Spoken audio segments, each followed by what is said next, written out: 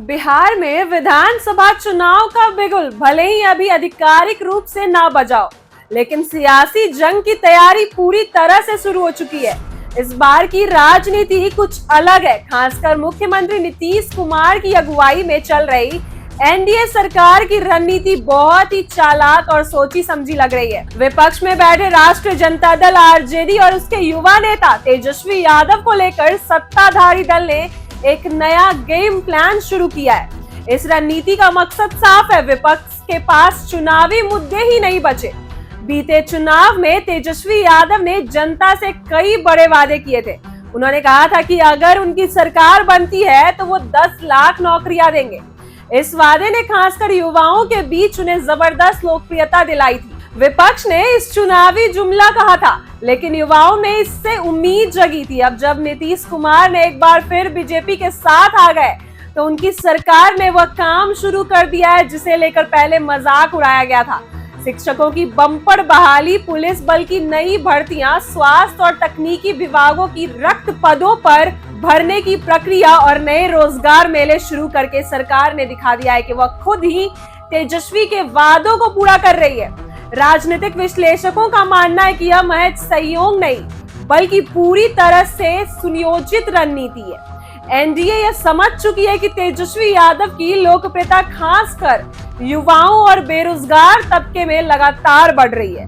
RJD का पूरा focus शिक्षा, स्वास्थ्य, रोजगार और सामाजिक न्याय जैसे ठोस मुद्दों पर रहा है। इन मुद्दों को अगर सही ढंग से सरकार ही लागू कर दे तो आरजेडी के पास जनता को देने के लिए क्या बचेगा।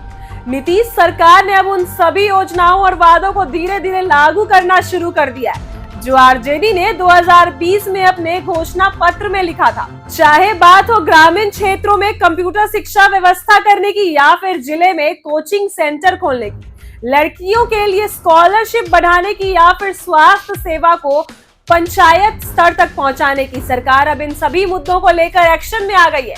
तेजस्वी यादव के लिए यह स्थिति बेहद चिंतापूर्ण हो रही है। उन्होंने एक तरफ जो अपने पुराने वादों पर खरे उतरने की चुनौती है, वहीं दूसरी तरफ एनडीए उनके ही एजेंडे को लागू कर अपने खाते में डालने की कोशिश कर रही है। यहीं पर राजनीति दिलचस्प होती है, क्योंकि एक तरफ जनता को योजनाओं का फायदा मिल रहा है, लेकिन वह कभी भूल सकती है कि इन योजनाओं की कल्पना सबसे पहले किसने की थी।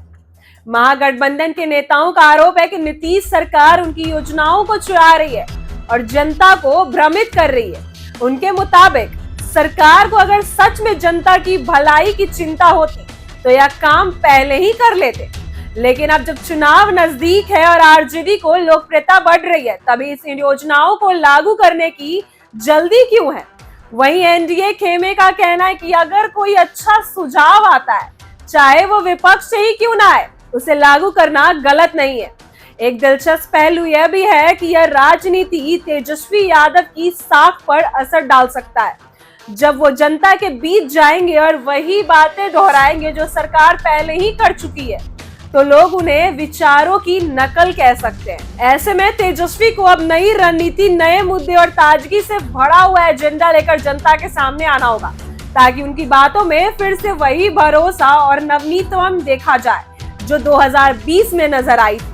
नीतीश कुमार की राजनीति हमेशा से चुपचाप और नाप तौल कर चलने की रही है। वे लंबे समय से बिहार की राजनीति के सबसे अनुभवी खिलाड़ी रहे। वे जानते हैं कि चुनावी मैदान में कब कौन सी चाल चलनी है।